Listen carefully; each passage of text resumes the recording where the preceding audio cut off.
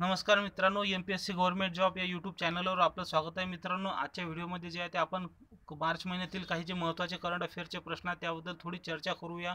मार्च महिन्यातील जे आपला करंट अफेअरच्या विश्लेषणाचा किंवा तो व्हिडिओ आपण पाहिला असेलच, त्याबद्दल धन्यवाद. आपण जर या चॅनलला सबस्क्राईब केलं असेल तर धन्यवाद, नसेल केलं तर काही हरकत नाही, आपण आता करू शकता आणि करंट अफेअरचे जे सर्व अपडेट्स आपण ते मिळवू शकता. तर आपण या व्हिडिओला सुरुवात करूया. पहिला प्रश्न आहे की भारताने अलीकडे कोणत्या विमानावर बंदी घातलेली आहे? तर यामध्ये ऑप्शन आहे की बोईंग 777, बोईंग 738 मॅक्स 8, बोईंग 747 आणि बोईंग 647.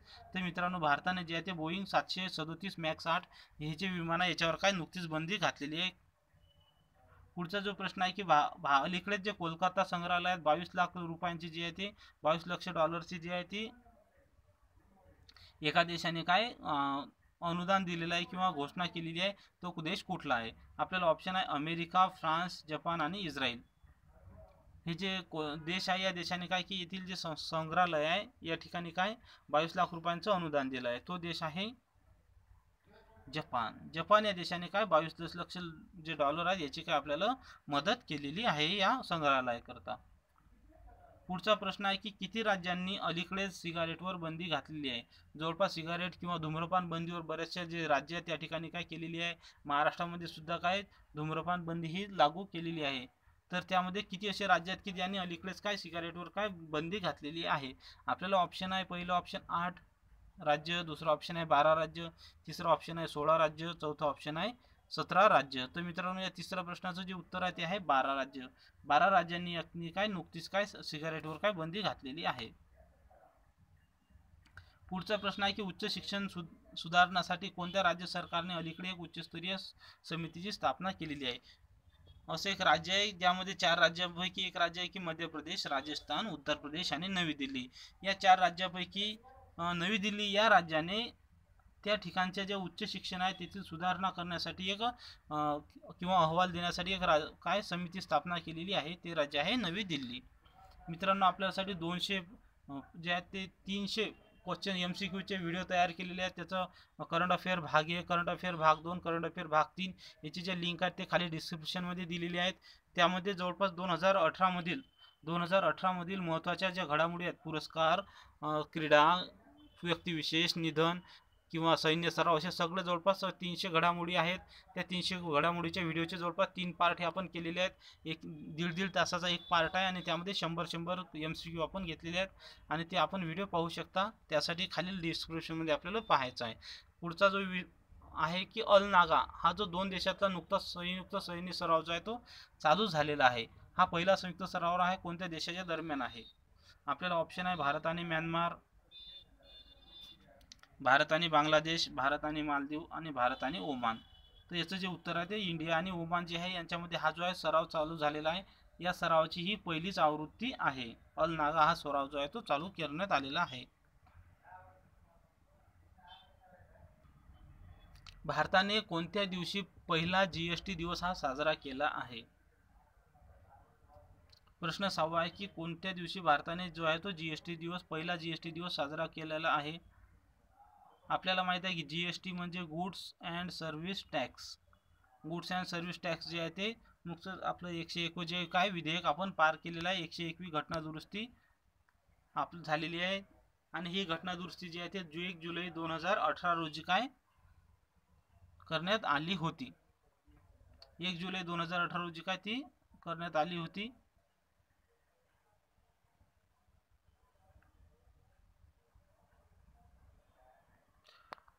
पुढचा जो प्रश्न आहे तो 7वा, इकोलेक्स काय आहे? तर ती जे आहे ते 2019ला काय पहिला साजरा करण्यात आलेला आहे. इकोलेक्स काय, हे जैवविविधता कायदे आणि धोरणावर आधारित वेब माहिती सेवा आहे.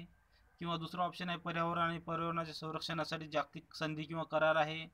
किंवा पर्यावरण NGO किंवा पर्यावरण संरक्षणासाठी काम करणारी आहे, किंवा यापैकी नाही. तर प्रश्न 7व्याचं जे उत्तर आहे इकोलेक्स काय, ही एक जैवविविधता कायदे आणि धोरणावर आधारित माहिती सेवा आहे. जैवविविधताचे विविध कायदे आहेत किंवा धोरण आहेत त्याच्यावर काय ही जी वेब आधारित एक सेवा आहे. पुढचा जो प्रश्न आहे तो गगनयान या यानाशी हा प्रश्न जो आहे तो संबंधित आहे. प्रकल्प जो आहे तो आपल्याला माहिती आहे गगनयान हा जो प्रकल्प आहे, या प्रश्नाचे काही विधान यांनी दिलेले आहेत, त्याबद्दल आपल्याला काय काही विधान घेतलेले आहेत, त्यातलं आपल्याला काय जे सत्य विधान आहे ते आपल्याला शोधायचे आहेत. पहिलं विधान आहे की हा प्रकल्प 2020 पर्यंत लागू होणार आहे.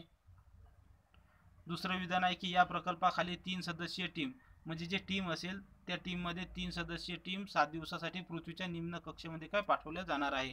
गगनयान काय हे अंतराळामध्ये स्पेस वॉक करण्यासाठी काय आपण या अंतराळ यानाला काय पाठवणार आहे. पुढचं ऑप्शन आहे की या मोहिमेची पूर्तता झाल्यानंतर अमेरिका, रशिया आणि चीन नंतर भारत काय हा चौथा देश असेल की ज्याचा स्वतःचा असा स्पेस प्रोग्राम आहे आणि ज्याचे स्वतःचे जे मानव आहेत ते अंतराळामध्ये पाठवलेले आहे, असं चौथा देश असेल. आणि चौथं जे वाक्य आहे, पंतप्रधान मोदी यांनी काय 15 ऑगस्ट 2018 रोजी याचे स्वातंत्र्य दिनी या प्रकल्पाची काय घोषणा केलेली आहे. तर आपल्याला यातलं कोणते वाक्य विधाने बरोबर आहेत ते आपल्याला निवडायचं आहेत. आपल्याला ऑप्शन आहे 1 2 3 2 3 2 3 4 आणि 2 3 4 1 3 4 असे हे आपल्याला पर्याय दिलेले आहेत. तर मित्रांनो यातलं जे वाक्य यातलं जे उत्तर आहे ते 3 नंबरचं ऑप्शन आहे की यातलं 2 3 4 हे तिन्ही काय बरोबर आहेत. हा जो प्रकल्प आपल्याला जो आहे तो 2022 पर्यंत काय लागू होणार आहे गगनयान प्रकल्प. या प्रकल्पासाठी काय जे 3 टीम आहे, 3 सदस्य जे आहे ते अंतराळात पाठवणार आहे. या अंतराळ यानाची जी निवड आहे ती इस्रो आणि जे आपलं भारतीय हवाई दल आहे यांच्या माध्यमातून काय करण्यात येणार आहे. आणि ही टीम 7 दिवसासाठी काय पृथ्वीच्या जे कक्ष आहे हवामान त्या ठिकाणी काय राहणार आहे. या मोहिमेत जर आपण जर यश मिळालं असेल तर भारत काय जगातला चौथा असा देश असेल, अमेरिका, रशिया आणि चीन नंतर चौथा देश असेल की स्वतःचा ज्याचा स्पेस प्रोग्राम आहे आणि ज्याचं स्वतःचं यान आहे. आणि यासाठी जे आहे ते एक एस्केप क्रू सिस्टीम वापरतात. यामध्ये काय असते की जे अंतराळ यानात जर काही प्रॉब्लेम झाला तर यांना काय यानाद्वारे काय पृथ्वीवर हे उतरता येणार आहे. ही अशी सिस्टीम आतापर्यंत आपल्याकडे नसल्यामुळे आपण हे जे यान आहे किंवा हे जे प्रकल्प आहे आपल्याला 2022 पर्यंत काय पुढे ढकलं, म्हणजे आपल्याला इतका उशीर लागलेला आहे. यासाठी नुकतंच नरेंद्र मोदी आपले जे PM आहेत यांनी काय 10,000 कोटी रुपयांचा काय निधी घोषित केलेला आहे. आपल्याला थोडी माहिती घ्यायची की 8 डिसेंबर 2018 रोजी केंद्रीय मंत्रिमंडळाने काय या प्रकल्पाला काय मंजुरी दिलेली आहे. या प्रकल्पामध्ये काय 3 सदस्यीय टीम असेल 7 दिवसासाठी पृथ्वीच्या निम्न कक्षेमध्ये पाठवण्यात येणार आहे. हा जो प्रकल्प आहे तो भारताचा 75वा जो दिन आहे, 75वा स्वातंत्र्य दिन आहे, त्याच्या निमित्त काय हा प्रकल्प आपण राबवणार आहे. हा जो प्रकल्प आहे 2022 पर्यंत लागू केला जाईल. पुढचा जो प्रश्न आहे की अलीकडेच कुरुक्षेत्र हरियाणा, आपल्याला माहिती आहे कुरुक्षेत्र हे एक ठिकाण होतं महाभारतामधलं की येथे कौरव आणि पांडवांची काय लढाई झाली होती, युद्ध झालं होतं. त्यामध्ये अर्जुन आणि कौरवांचं काय पांडवांचं यांचं युद्ध झालं होतं. कुरुक्षेत्र हे हरियाणा या ठिकाणी आहे. या ठिकाणी 2019च्या आंतरराष्ट्रीय गीता महोत्सवाचं काय आयोजन करण्यात आले होतं. यावर्षी जो हा गीता उत्सव हा जो साजरा करणारा देश कोणता होता, म्हणजे फोकस देश कोणता होता. आपल्याला ऑप्शन आहे जपान, भूतान, नेपाळ आणि मॉरिशस. आपल्याला माहिती आहे हा जो गीता महोत्सव साजरा करण्यात आला तर याचा फोकस देश किंवा कुठल्या देशाचं याला काय आपल्याला म्हणजे जे आहे ते सहयोग लाभलेला आहे. तर ते सहयोग जे आहे ते मॉरिशस या देशानं दिलेलं आहे. आपले जे जवळपास हिंदू जे लोक किंवा भारतातले जे बरेचसे देश जे लोकसंख्या ही मॉरिशस या देशामध्ये आहे. तर या देशाचा काय या गीता महोत्सवाला काय सहयोग लाभलेला आहे. पुढचा जो प्रश्न आहे तो आहे बुडापेस्ट कन्व्हेन्शन 2010. बुडापेस्ट कन्व्हेन्शन किंवा बुडापेस्ट जो करार आहे तो 2018चा कोणत्या मुद्द्याशी संबंधित आहे. तर त्याला आपल्याला त्यांनी ऑप्शन आहेत की मुद्रा प्रदूषण, मृदा प्रदूषण, सायबर गुन्हा किंवा आपत्ती व्यवस्थापन किंवा महिलांच्या भेदभावाविरुद्ध. तर असे हे जे ऑप्शन आपल्याला दिलेले आहेत. यापैकी जे बुडापेस्ट कन्व्हेन्शन जो आहे किंवा तो करार आहे ते आहे सायबर गुन्हा. सायबर गुन्हा याबद्दल काय हे कन्व्हेन्शन आहे.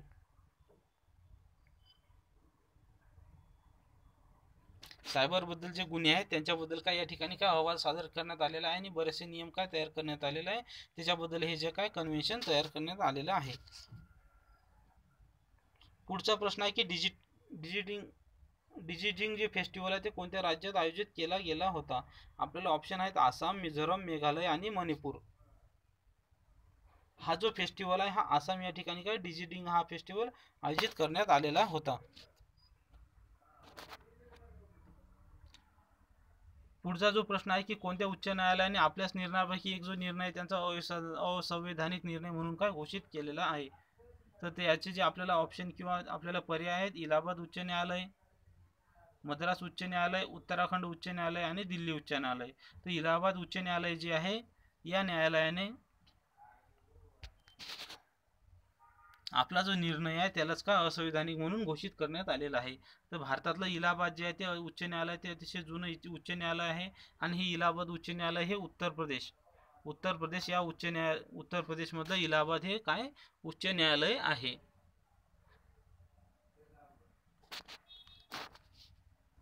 पुढचा जो प्रश्न आहे तो शेवटचा प्रश्न.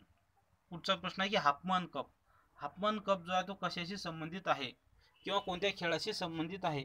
हाफमन कप जो आहे आपल्याला ऑप्शन आहे क्रिकेट, बास्केटबॉल, टेनिस आणि बॅडमिंटन. आपल्याला 4 पर्यायापैकी उत्तर आहे. आपल्याला उत्तर शोधायचं आहे की याचा जो हाफमन कप आहे हा टेनिस याशी संबंधित आहे.